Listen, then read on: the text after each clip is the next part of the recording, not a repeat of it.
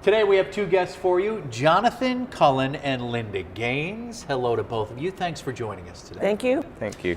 Your session, it's called Materials Needs for Energy Sustainability by 2050. It also has a subtitle, The Role of the Circular Economy. So, Linda, explain to me what the circular economy is. Well, the idea is that the resources of the planet are somewhat limited.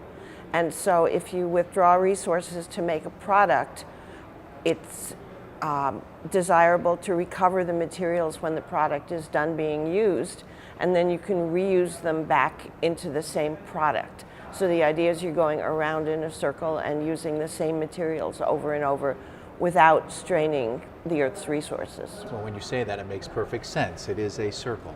Right. Perfect. Jonathan, this session meant to be provocative and interactive. So what are some of the more provocative discussion points that will probably come up during this session? Yeah, thank you. We definitely want to address this issue of recycling. A big part of the circular economy is recycling, but is recycling always a good thing to do? And the question depends on how much energy it takes to recycle, what type of materials you might save by recycling. And generally the public just assumes recycling is always good, but maybe it isn't. So we want to really ask that question. And Linda, we were talking before this interview, you were coming up with some pretty common examples of items that most people think are recyclable, like the paper I have here, that's probably not a good idea. Well, the thing with the paper is when you make it from trees, which are renewable, you use the bark from the tree as fuel for the process. But when you recycle the paper, there's no bark. And so the big energy intensive step in recycling paper is drying the fibers that you've made back into a paper mat. And if you recycle the paper, you have to purchase that energy, and that's generally fossil fuels. So when you recycle the paper, you may be using more fossil fuel than you did to make it in the first place. And the paper is a really good fuel itself, so it can displace coal and power plants. And so what you're essentially doing is using the wood in the power plant with the paper on the way as sort of an extra added product. Glass as well, you mentioned. Glass is another thing product. that recycling doesn't really save a lot of energy because you've got to remelt it back at the same high temperature as you did the original glass. Is that almost a litmus test then? And I don't mean to interrupt you, but if there's no net gain, is it worth it? It can be worth it if the material that you're using is scarce.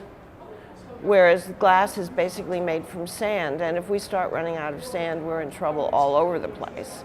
So that's not you don't recycle glass because you're running out of sand.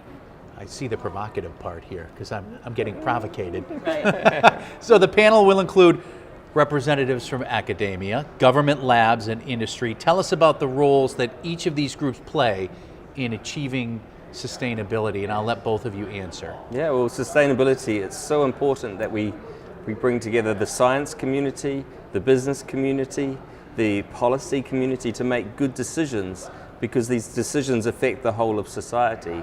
And many of the academics, like myself, involved in this space, we see ourselves more as translators between the technology, the hard science, and the public, the policy makers, to try and get these messages across. As someone from a government lab, I see our role as focusing on research that's either too long-term or too high risk for industry to actually be paying for itself. So in the case of battery recycling, which I'm doing right now, there's really not a huge supply of batteries from electric vehicles coming back, but it would be very useful to have technology in place to recycle them when they do start coming back. And this is something that it would be very costly for industry to do on its own, and so the government is getting involved and trying to make sure that the technologies will be available. For folks who come to this session, you want it to be very interactive. Yes. And one thing you're asking people to do to be more interactive is to bring their cell phone with them. We want people to bring cell phones to this. Right. Yeah. So why is that? So the key idea is we're trialing a direct poll where, as we are doing the panel, You'll get a chance to answer the questions. We'll see that on the screen, the results. And then the panelists will get to speak to what they think the right answer is, Right. compared to maybe what the general audience thinks. So no words with friends on the smartphone.